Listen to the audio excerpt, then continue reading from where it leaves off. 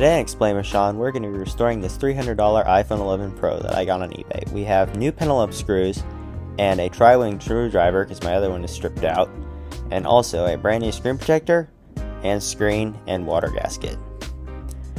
The reason why it was so cheap is one of the bottom screws is stripped out. So I had a guy remove it at a local shop for $40, so now I can start on my repair. I have removed broken screws out of these phones and it is not very fun, so I figured, $40 better than a cut finger, which is what happened last time. So since the water gasket is already removed because the repair technician has already been in here, it's much easier to remove the screen than it would have been otherwise. So I'm just going to go open it up with my iFixit tool and open up the top portion. Next, we'll take out the two screws covering the metal bracket that covers the battery connector and remove the metal bracket.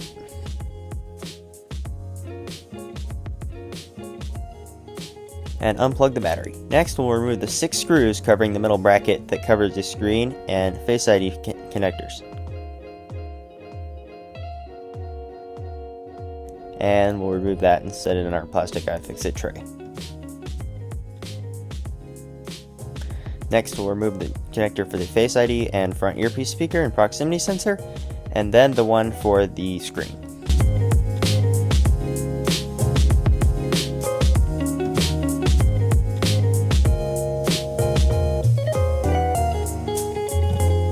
Next, we'll peel off the water gasket from around the side of the phone. This one came off pretty easy.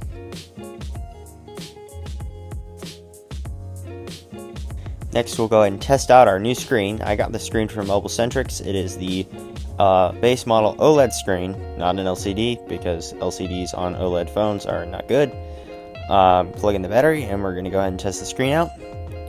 Oddly enough, when I tested the screen, I did not get a non-genuine display warning in settings.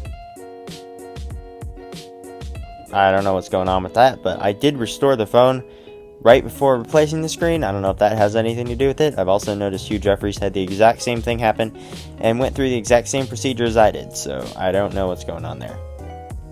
Next, we take our display off, and I'm going to go ahead and program it with the old display serial number, so we'll receive True Tone using my iCopy Plus 2nd generation.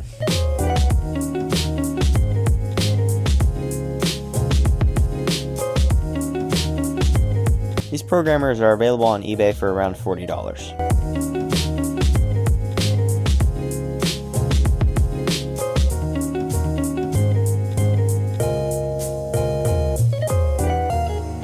After this, I'm going to go ahead and take out the 3 screws out of the earpiece speaker, front camera, proximity, Face ID module, which does not actually contain Face ID, but does contain the flood illuminator and things like that. I'm going to go ahead and remove the earpiece speaker out of its slot and begin working on removing the flood illuminator, I believe it is, at the top. Be really careful when doing this, because if you break any of these sensors, you are no longer going to have Face ID functionality.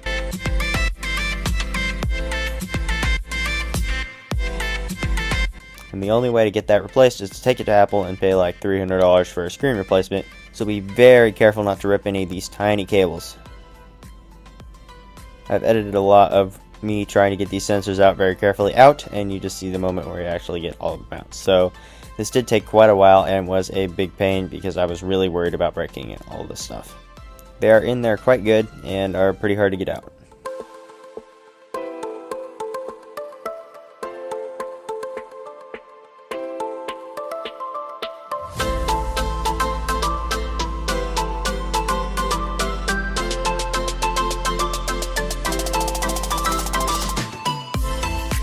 Also be careful when you're removing them not to exert too much force or you will break the sensor.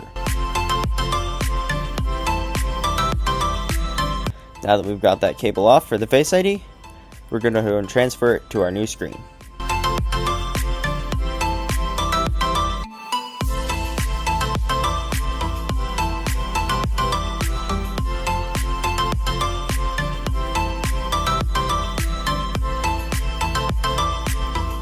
We'll go ahead and line everything up and put it back into its little plastic holders wherever it was before, and stick it down.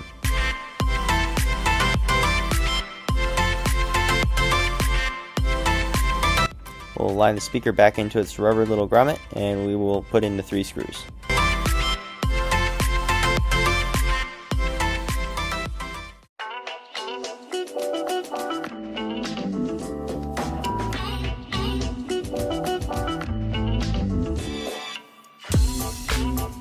After this, we'll plug our new display back into the phone after applying our water gasket. This is one of the high quality gaskets that came with the screen, and it is a lot easier to work with than the cheap ones.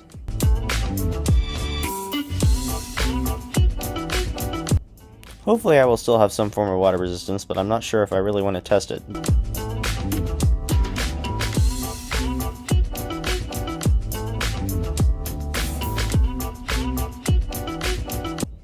Now we're going to go and plug in the earpiece speaker and the display.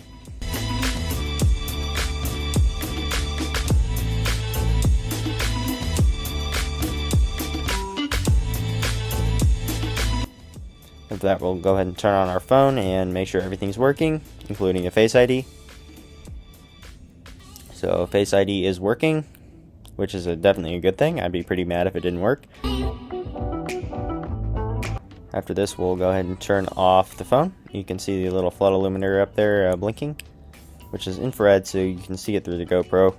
Next, we're going to put in the 6 screws for the bracket covering the screen connectors and the Face ID connector.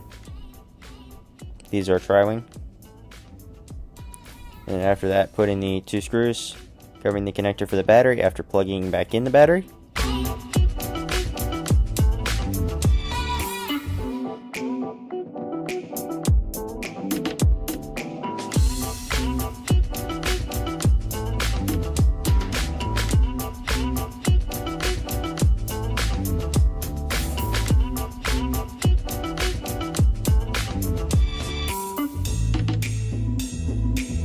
We'll remove the plastic covering the water seal, and now we will close up the phone.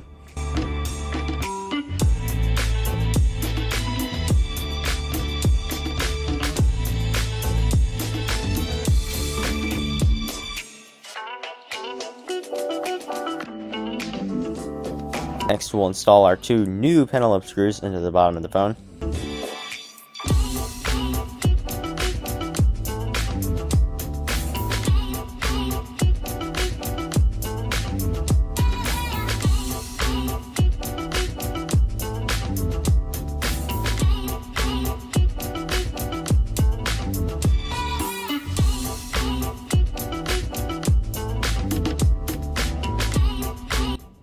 And now we'll go ahead and prep it for our screen protector install, also from Mobile Centrics.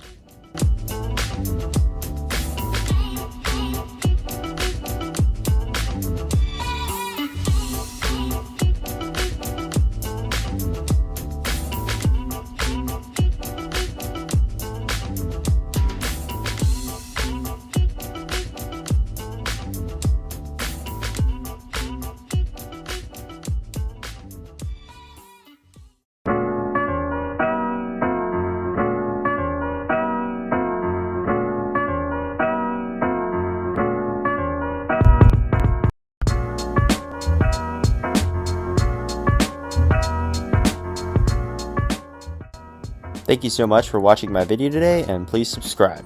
Stay tuned for the next one.